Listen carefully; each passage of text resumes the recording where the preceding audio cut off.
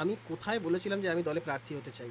আমি তো একবারও বলিনি। আমি ইনফ্যাক্ট আমার দলে জয়েন করাটা ছিল সম্পূর্ণ আনকন্ডিশনাল বলবো না, একটাই কন্ডিশন, এই রাজ্য থেকে তৃণমূলকে উৎখাত করতে হবে, মমতা বন্দ্যোপাধ্যায়ের এই সরকারকে উৎখাত করতে হবে, এবং তাতে আমার জন্য একজন ক্ষুদ্র সৈনিকের ভূমিকা থাকবে। আমি কোথাও ইনফ্যাক্ট কোনো আমি দলকে আমার এক্সপ্রেশন অফ ইন্টারেস্টও জানাইনি যে আমাকে প্রার্থী করতেই হবে এরকম একটা বিষয়। দল যেটা ভালো মনে করবে দল সিদ্ধান্ত নেবে। এখানে দল প্রার্থী করলেও আমার কোনো বক্তব্য নেই। দল যে দায়িত্ব দেবে সেই দায়িত্ব পালন করব। দল যখন প্রার্থী করেনি আমার মনে হয় দল আমাকে নিয়ে অন্য কোনো ভাবনা চিন্তা আছে দলে অন্য কোনো ক্ষেত্রে হয়তো কাজে লাগাবে। দল যদি, আমি আবার বলছি, দল যদি প্রার্থী করে, দলের সিদ্ধান্তকে শিরোধার্য করে যেরমভাবে লড়াই দেওয়ার দরকার সেই লড়াই আমি দেবো, কোথাও পিছপা হওয়ার জায়গা নেই। আর দল যদি প্রার্থী না করে, দল যেভাবে আমাকে কাজে লাগাবে সেইভাবেই আমার কাজ করবো। এই নিয়ে আমার কোনো রকম কোনো নেই। আর 42টা আসন, বহু মানুষ আছে ভারতীয় জনতা পার্টিতে, সবাই তো নির্বাচনে টিকিট পাবে না। আমি বলি এক সেকেন্ড বলি, 42টা আসন সবাই তো টিকিট পাবে না। এবার সবাই যদি টিকিট পায় তাহলে বাদ বাকি দলের কাজগুলো করবে কারা? তো আমি এই ক্ষেত্রে মনে করি যে দলের টিকিট পাওয়া না পাওয়া, সাংগঠনিক কাজকর্মে থাকা না থাকা, এই সম্পূর্ণ সিদ্ধান্তটা দল নেয়।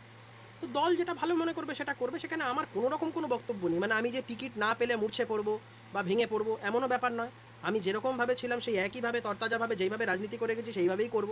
যেই মানে যেই আত্মবিশ্বাসের সাথে তৃণমূল সরকারের বিরোধিতা করেছি একইভাবে করব। দল যেভাবে কাজে লাগাবে আমি কাজ করতে প্রস্তুত। আমি টিকিট পাওয়া না পাওয়া এগুলো আমার কাছে খুব ইরিলেভেন্ট বিষয়। আমি খুব খুশি সজলদা টিকিট পেয়েছে। সজলদা দীর্ঘদিনের লড়াইয়ের সৈনিক। এই সরকারের বিরুদ্ধে তার আন্দোলন, তার লড়াই মানুষের মনে একটা ছাপ ফেলেছে। আমরা দেখেছিলাম কীভাবে পুলিশকে দিয়ে তার বাড়ির দরজা ভেঙে তাকে গ্রেপ্তার করা হয়েছিল, এবং সেই সজলদার লড়াইটা আমরা সবাই দেখেছি। বহু প্রতিকূলতার মধ্যে প্রত্যেক বছর দুর্গাপুজো করেন, এবং এবছরও রাম মন্দিরের থিমে পুজো করেছেন, অসাধারণ পুজো করেছেন। আমি গেছিলাম সেখানে। সজলদা ইজ আ ফাইটার। তো সজলদা টিকিট পাওয়াতে আমি খুব খুশি। সজলদা যদি লোকসভাতেও প্রার্থী হতো আমি খুবই খুশি হতাম। যখন হয়নি, বিধানসভায় দল যেরকমভাবে মনে করেছেন প্রার্থী করেছেন, সজলদাও দলের খুব ডিসিপ্লিনড একজন সৈনিক। উনি যখন লোকসভায় প্রার্থী হয়নি, ওনাকে অনেকে জিজ্ঞেস করেছে এই বিষয়গুলো, সজলদা একইভাবে বলেছেন দল যেভাবে মনে করবে করবো। যাই হোক, সজলদা আমার দাদার মতো, সজলদার সাথে আমার রাজনৈতিক সম্পর্কের বাইরে না একটা ব্যক্তিগত সম্পর্কের জায়গা আছে। তো সজলদা টিকিট পাওয়াতে আমি আন্তরিকভাবে অত্যন্ত খুশি। আমার মনে হচ্ছে যে আমার নিজের বাড়ির লোক যে টিকিট পেলে যতটা আনন্দ হতো, সজলদা টিকিট পেলে আমার ঠিক ততটাই আনন্দ। মোটামুটি প্রথমেই যা মানুষকে গাঁজা করি একটা ধুঁয়ো দেখিয়ে দিয়েছে, মানুষ বুঝে গেছে যে একে জেতালে শুধু গাঁজা করি ধুঁয়ো দেখতে হবে শুধু আকাশে। ওই জন্য ও কী হবে দেখতেই পারবেন ভোটের ময়দানে। হেরে যাবে বলে এখন বলছো সবাইকে জিতলে সবাইকে দিদি নম্বর মানে ডাকবো? সম্ভব? গোটা হুগলি লোকসভার কেন্দ্রে যত মহিলা আছে সবাইকে দিদি নম্বর মানে ডাকতে পারবে? তাহলে সারাটা জীবন ধরে দিদি নম্বর মানে শুধু হুগলি মহিলাদের নিয়ে সভা করতে হবে, শোটা চালাতে হবে। ভাঁওতাবাজি কথাবার্তা এগুলো মানুষ, এই যে দলের যেমন একদিন বলেছিলেন সাংসদ, এখন আগে বলেছিলেন আমাকে দেখতে গেলে টিকিট কেটে দেখতে হয়, এখন সামনে দেখতে পারবেন ভোট দিলে। এই সমস্ত অ্যাপলিটিক্যাল লোকজনদের নেওয়া মানে হচ্ছে কোনো কাজে হোমও লাগবে না, যোগ্যও লাগবে না। সন্দেশকালী ওদিকে জ্বলছিল, ওদিকে নুসরাত জাহান 174 ধারা বোঝাচ্ছিল লোকজনকে। এদের অবস্থা তাই। আর মাঝে মাঝে কিছু হলে বিরোধীদের ঠাপাটাপ বোঝানো শুরু করে দিচ্ছিল। তো এই সমস্ত লোকজনদের রাজনীতিতে রাখলে এই ধরনেরই হবে, কাজকর্ম হবে। উনি তো হুগলির টক দই খেয়ে গরুর প্রশংসা করছেন। ও করুক, ও অনেক কিছু করবে, করুক। ও টক দই মক দই খাক। এখন এই কয়েকদিন একটুখানি ওই হুগলি একটু ঘুরে নিক। দিদি নাম্বার ওয়ানের একটুখানি ব্রেক টেক নিয়ে, মানুষ এক জিনিস করলে অনেক দিন একটা একঘেয়েমি চলে আসে, তো একটু এসব পড়ে নিক। মমতা বন্দ্যোপাধ্যায়কে নিয়ে গিয়ে একটুখানি তোল্লাই দিয়ে টিকিটটা পেয়ে গেছে, তো লাভের লাভ কিচ্ছু হবে না। বিপুল ভোটে হারবে, বিপুল ভোটে। উনি তো বলছেন যে এখন দিনের বেলা সামনে দেখবেন, রাতে পর্দায় দেখবেন। হ্যাঁ, ঠিক যেভাবে উনি এই ধুঁয়ো দেখেছিলেন, ধুঁয়ো যেভাবে দেখেছিলেন, মানুষকে ধুঁয়ো দেখতে হবে ওকে যদি ওখান থেকে জেতায়। এসব বুঝে গেছে বলেই তো এখন সব ভাওতাবাজি কথাবার্তা বলছে, জিতলে সবাইকে দিদি নাম্বার ওয়ানে ডাকবে। কোনো লজিক্যালি পসিবল? আজকে হুগলি পার্লামেন্টারি কনস্টিটিউয়েন্সিতে আমি যে তর্কের খাতিরে ধরে নিই যে 5 লক্ষ মহিলা ভোটার আছে, সে 5 লক্ষ মহিলা ভোটারদের নিয়ে করতে পারবে দিদি নম্বর ওয়ান? এটা কোনো কথা হলো? এরকম হাত ধরে টানো, ধরে টানো, এগুলো কি ভদ্র রাজনৈতিক লোকেদের কথা? আসলে ওর থেকে কি এক্সপেক্ট? যে শিবলিঙ্গের মাথায় কন্ডম পরাবে তার থেকে ভদ্র কথা এক্সপেক্টেড? এসব তৃণমূলের যত সব উচ্ছিষ্টদের নিয়ে প্রার্থী করেছে, এদের নিয়ে কী বক্তব্য দেবে? একই কথা বলছে অভিষেক বন্দ্যোপাধ্যায়। তিনি দেখা গেল তিনি বলছেন যে চ্যালেঞ্জ করছেন যে 2021 সালে বিজেপি হারিয়ে যাওয়ার পর বাংলাতে রাজ্যে 10 পয়সাও যদি দিয়ে থাকে আবাস যোজনা বা 100 দিনের কাজে, তার শ্বেতপত্র প্রকাশ করে জনসমক্ষে আসতে বলছেন। রাজ্যের কেন্দ্রীয় প্রকল্পে টাকাগুলো এসছে, সেখানে কত টাকা চুরি হয়েছে সেই শ্বেতপত্র প্রকাশ করুক না। কেন্দ্র শুধু টাকা দিয়ে সেটা দিয়ে কেন্দ্র টাকা পাঠাবে, আর এখানে চুরি করে মেরে খাবে কেন্দ্র, এই জন্য টাকা পাঠাবে? হিসাব চাইলেই এত গোসা? চোরজোচ্চোরদের কথার কোনো গুরুত্ব নেই, মানুষের কাছেও এদের কথার কোনো গুরুত্ব নেই, কোনো বিশ্বাসযোগ্যতা নেই। তো অহেতুক এই নিয়ে কথা বলা। এখন আইনি জটিলতার ব্যাপার। এখন কোর্ট যদি কোনো অর্ডার দেয়, সেটা কোর্ট তো সেই মামলাগুলো অ্যাপিলে যাওয়া বা এই বিষয়গুলো, সেগুলো কোর্টের বিষয়টা কোর্টের আছে। আমি একটা অন্য কথা বলছি। আমি বলছি যে এই যে তৃণমূলে যে এত গোসা হচ্ছে, পার্থ চট্টোপাধ্যায় কোন দলের লোক? এই যে একটার পর একটা যে আধিকারিক যারা ছিল, সুবিরাজ বাবু থেকে শুরু করে কল্যাণময় গাঙ্গুলি থেকে শুরু করে সবাই, শান্তিপ্রসাদ সিনহা থেকে শুরু করে, এরা কাদের সময় নিয়োগ পেয়েছিল? তো এইগুলো যখন তারা বলে, বা ধরুন রেশন কার্ডে রেশন কেলেঙ্কারিতে প্রায় এত হাজার হাজার কোটি টাকার দুর্নীতি নিয়ে এখন বালু মল্লিক জেলে, তো এরা কোন দলের লোক? এদের যে এত পাহাড় প্রমাণ দুর্নীতি, জ্যোতিপ্রিয় মল্লিকের মেয়ে এত টিউশনই পড়ালো যে কোটি কোটি টাকার সম্পত্তি হয়ে গেল। আমি বলছি যে এরা কোন দলের সাথে যুক্ত, এই কথাটার উত্তর দিলেই তো সমস্ত কিছু খোলসা হয়ে যায়। শুনুন, তিনি বিচার প্রক্রিয়ার মধ্যে থেকে মানুষকে ন্যায় দিয়ে গেছেন, যার জন্য মানুষের চোখে তিনি ভগবান রূপে পূজিত হয়েছেন, মানুষ তার উপরে সেই আস্থা রেখেছেন। তার মনে হয়েছে যে তিনি বিচার ব্যবস্থা থেকে রিটায়ার করে, এটাতে কোনো আইনগত তো বাধা নেই, যারা বলছে তারা দেখাক এখানে আইনগত বাধা।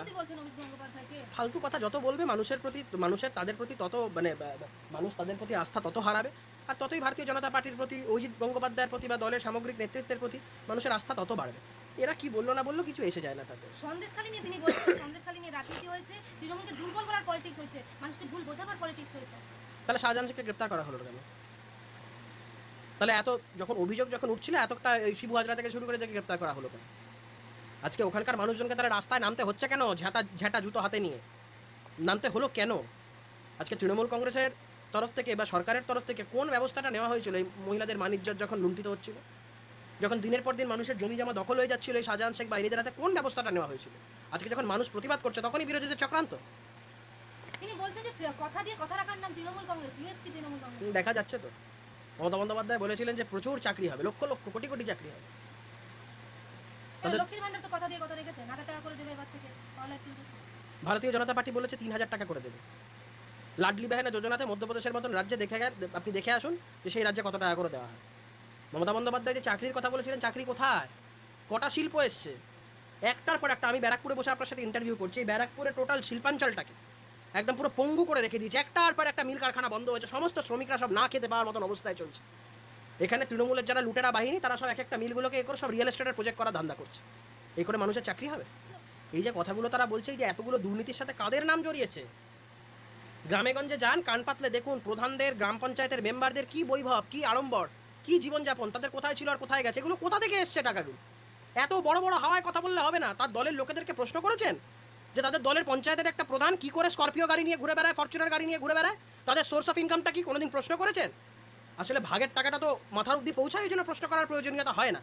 যেদিনকে এই জিনিসটা করতে পারবেন, দলের লোকেদের কাছে অ্যাকাউন্টেবিলিটি নিয়ে প্রশ্ন করতে পারবেন, তাদের সোর্স অফ ইনকাম নিয়ে জানতে চাইবেন যে একটা পঞ্চায়েতের, সাধারণ গ্রাম পঞ্চায়েতের মেম্বার তার কোটি কোটি টাকা সম্পত্তি কী করে হচ্ছে, এই প্রশ্ন যেদিনকে রাখতে পারবেন, দলের ব্যবস্থা নিতে পারবেন, সেদিনকে জনসমক্ষে এসে বড় বড় কথাগুলো বলবেন।